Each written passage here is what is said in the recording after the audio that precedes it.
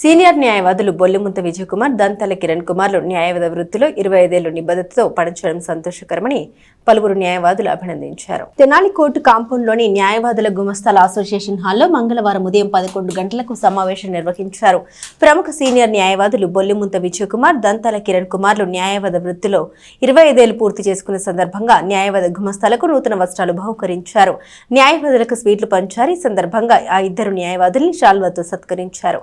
ఈ కార్యక్రమంలో గుమస్తాల సంఘం అధ్యక్షులు దయాసాగర్, సీనియర్ న్యాయవాదులు గడ్డిపాటి రాంబాబు, జి కృష్ణ, బెల్లంకొండ సాంబశివరావు, హరిదాసు, గౌరీ, అన్నం రవి, దినేష్ అగర్వాల్, అరిశెట్టి సురేష్, రామశెట్టి కోటేశ్వరరావు, పిల్లి సతీష్, రాంబాబు తదితరులు పాల్గొన్నారు. ఈరోజు బొల్లిముంత విజయ్ కుమార్ గారు, దంతాల కిరణ్ కుమార్ గారు ప్రాక్టీస్లోకి వచ్చి 25 సంవత్సరాలైన సందర్భంగా న్యాయవాద గుమస్తాలను గుర్తించి వారికి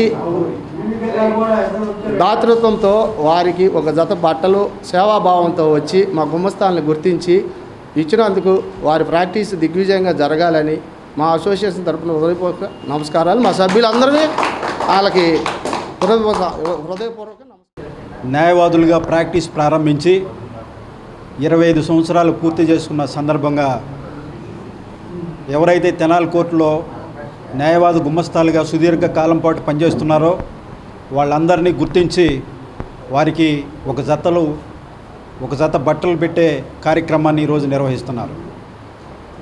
మరి బొల్లిముంత విజయ్ కుమార్ గారు కానీ, దంతాల కిరణ్ కుమార్ గారు కానీ మొదటి నుంచి వాళ్ళు సేవాభావం కలిగినటువంటి వ్యక్తులుగా మనం చూస్తూ ఉన్నాం.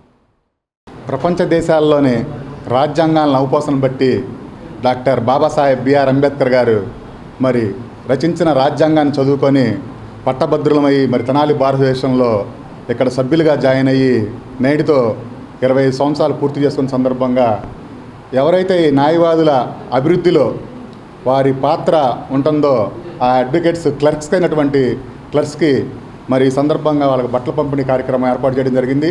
అలాగే ఈ సందర్భంగా భారతదేశం బిల్డింగ్ నిర్మాణానికి మరి మా ఆఫీస్ తరఫున సభ్యులు కనుక ఆ బిల్డింగ్ నిర్మాణం చేపట్టేటట్లయితే ఆ బిల్డింగ్ నిర్మాణం కోసం 1,116,000 రూపాయలు ఇస్తాము.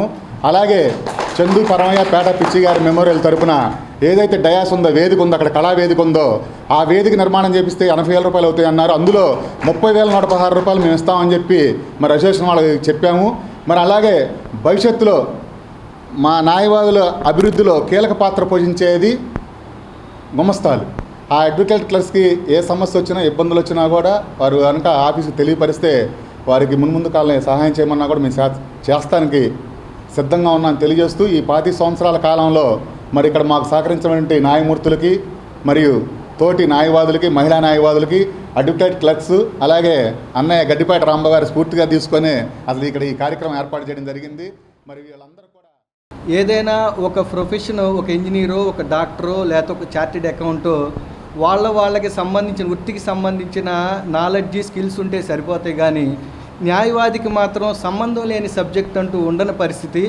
రవి కాంచని చోట కవి కాంచును అంటారు. కవి కానుస్తాడో లేదో కానీ ఒక న్యాయవాది మాత్రం ఆ ప్లేస్లో, నేరం జరిగిన ప్లేస్లో కానీ, లేదంటే కనుక ఒక వివాదం జరిగిన ప్లేస్లో కానీ లేకపోయినప్పటికి కూడా ఆ పాత్రలోకి పరకాయ ప్రవేశం చేసి అక్కడ ఏమి జరిగి ఉండొచ్చు అని ఊహించి కేసు చేయాల్సిన పరిస్థితి. కాబట్టి